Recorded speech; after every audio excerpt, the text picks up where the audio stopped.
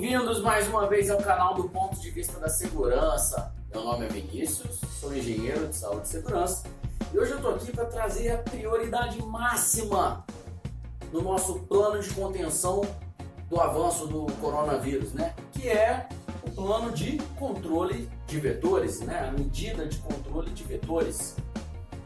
Essa medida tem o objetivo de conter a multiplicação de vetores, conter a multiplicação de sintomáticos, de pessoas transmitindo vírus para outras pessoas, transformando essas outras pessoas também em transmissoras do coronavírus. São 4 passos básicos, que você vai ver o passo a passo básico, conceitual de como fazer esse controle de vetores com o objetivo de conter a propagação do vírus. Consiste em 4 passos básicos, a detecção, o isolamento, que é uma medida indispensável, os cuidados e o monitoramento desse vetor detectado aqui no primeiro passo, beleza? Bom, começando aqui, o primeiro passo, a detecção, consiste em rastrear esses vetores, em localizar essas pessoas que estão transmitindo o vírus, o coronavírus, para outras pessoas, através da busca ativa, ir atrás de localizar, adotar medidas de ação, ações com o intuito de localizar, de detectar esses vetores, esses transmissores do coronavírus. Existem 2 métodos conhecidos distintos para fazer essa detecção. Um deles é o diagnóstico laboratorial, através dos testes de laboratório. Essa medida, em geral, ela é um pouco mais cara, demora um pouco para sair o resultado, mas ela é muito efetiva, ela é muito precisa, muito assertiva para diagnosticar se aquele vetor potencial, aquela pessoa com sintomas, aquela pessoa com potencial presença do vírus. Para fazer essa detecção, o diagnóstico laboratorial ele é muito preciso, ele é bem assertivo quanto a isso, para dar esse diagnóstico. Mas também há um diagnóstico clínico que se baseia apenas, entre aspas, na presença dos sintomas de gripe e sintomas respiratórios. É claro que a gente poderia colocar também aqui algum critério de contato com alguma pessoa que testou positivo, que seria um critério excelente para estar fazendo essa detecção, mas também há o intuito aqui fazer o diagnóstico o diagnóstico clínico, apenas identificando, detectando a presença de sintomas de gripe e sintomas respiratórios na pessoa, que a gente vai tratar aqui pessoas com sintomas de gripe como casos suspeitos, apesar de não ter tido contato com alguém que testou positivo. Mas nesse momento, como estamos numa ascensão, uma explosão muito grande no número de casos, os casos suspeitos devem ser tratados como se fossem casos positivos e prosseguir aqui com o controle de vetores, para a próxima medida de segurança. Deixa eu ver se eu falei tudo. Falei. O próximo passo dessa medida de controle, essa medida de segurança, o controle de vetores, que estamos chamando aqui.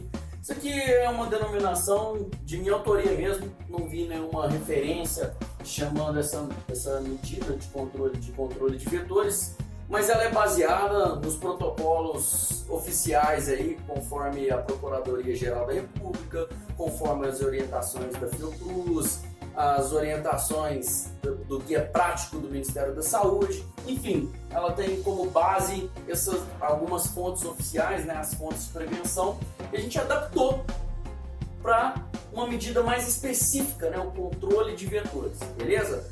Dando uma explicação do embasamento teórico. Pois bem, essa medida aqui, esse passo aqui da medida de controle de vetores, o isolamento é indispensável, pois até o momento é a medida, é a ação que mais tem efetividade em conter o vírus no vetor e não permitir que ele se propague.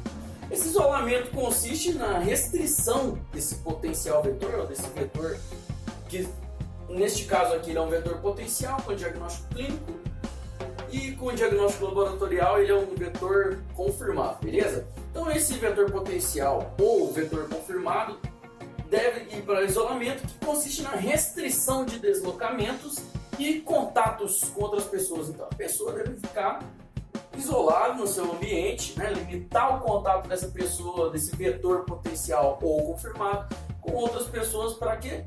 Para que o vírus não se propague, causando aquela multiplicação, né? Conforme a gente viu no vídeo anterior, onde a gente está fazendo essa análise, né? Onde a gente está fazendo a gestão, aplicando o processo de gestão de risco, vimos que o grande dano que o coronavírus provoca é a multiplicação de sintomáticos e multiplicação de vetores. Vou deixar aqui nos cards o acesso para esse primeiro vídeo. Outro aspecto aqui do isolamento tem que ser um ambiente privativo, ou seja, um espaço reservado para esse fim, né, de isolamento de contaminados por coronavírus, beleza? Esse ambiente pode ser domiciliar ou preferencialmente institucional, onde há profissionais que estão fazendo o controle desse isolamento. E esses profissionais em geral já receberam treinamentos e não vão ficar nas simples orientações que esses domiciliares aqui têm aplicado, ou com baixa efetividade estão se contaminando também, né? Quem são os principais alvos de contaminação? São os domiciliares daquelas pessoas que testaram positivo em algum momento, beleza? Em alguns países há esse ambiente privativo institucional, como por exemplo na Argentina, né? Minha irmã fez um relato de uma colega de estudo de escola que ela tem lá na Argentina, lá na escola dela, onde essa menina ela fez a consulta, a teleconsulta. Profissionais de saúde foram enviados para o domicílio dessa menina que estava relatando sintomas semelhantes à da gripe comum, febre, tosse, e ela foi conduzida para um ambiente privativo institucional, onde ela teve assistência de alimentação, ambiente de lazer, teve todo o suporte, né, acesso à internet, contato com as pessoas virtualmente. E então, depois que os sintomas desapareceram, ela foi liberada. Ou seja, não é uma prisão, é um isolamento, né, em ambiente institucional, onde é preferencial, ao meu ver, pela questão do profissionalismo, né? As pessoas têm um melhor treinamento nesse ambiente com relação ao ambiente domiciliar para servir de isolamento, beleza? Por fim, aqui na questão do isolamento, esse ambiente deve conter, sendo ele domiciliar ou institucional, ele deve conter um alerta de risco de infecção. As pessoas não devem sentir vergonha de ter sido contaminadas, né? Elas devem, pelo contrário, elas devem alertar as outras pessoas que está contaminada, que está com sintomas de gripe, ou orientar os familiares, orientar os amigos, né, para que esse contato seja reduzido, as pessoas evitem também contato no ambiente onde está essa pessoa contaminada, esse vetor. Muito bem, o próximo passo aqui do controle de vetores é com relação aos cuidados. A orientação atual do Ministério da Saúde é fazer o tratamento com antibióticos desde os primeiros dias dos sintomas, os antibióticos polêmicos lá da hidroxicloroquina e combinado com a azitromicina, são antibióticos que são tratados para diversas variedades de bactérias, mas ao meu ver, como ainda não há um antibiótico específico comprovado com evidência de alta evidência no meio científico, a recomendação da minha parte seria de fazer o tratamento, os cuidados com medicamentos para os sintomas, ou seja, são os antitérmicos, né, para o tratamento da febre, e os antigripais para o tratamento dos sintomas respiratórios, coriza, enfim, pois acima de 90% dos casos eles serão resolvidos com medicação simples, né? Serão amenizados com medicação simples e não será necessário um tratamento com os antibióticos, ou os agravamentos não ocorrerão. Outra orientação também seria o reforço imunológico, né? Como as atividades ao sol, momentos de repouso, a questão da alimentação adequada, balanceada, porque o sistema imunológico é o grande aliado para você entrar nas estatísticas do lado positivo, né? Para fazer parte dos 90% que tem a percepção do coronavírus como uma gripe comum. Para 90% dos contaminados, ou mais do que 90%, a percepção é de uma gripe comum. Então, vai se recuperar depois de um tempo e voltar à vida normal. Agora aqui uma questão aqui para os cuidadores, né? Deve ser definido um cuidador se for um ambiente domiciliar, ou então um enfermeiro do ambiente institucional. A orientação é que eles adotem um procedimento operacional padrão, o POP, de manejo de pacientes infecciosos. Esses procedimentos padrões consiste tecnicamente, né, na linguagem de prevenção de infecção, na precaução padrão e na etiqueta respiratória. A precaução padrão são as medidas de higiene das mãos, uso de máscaras, limpeza do ambiente, distanciamento social.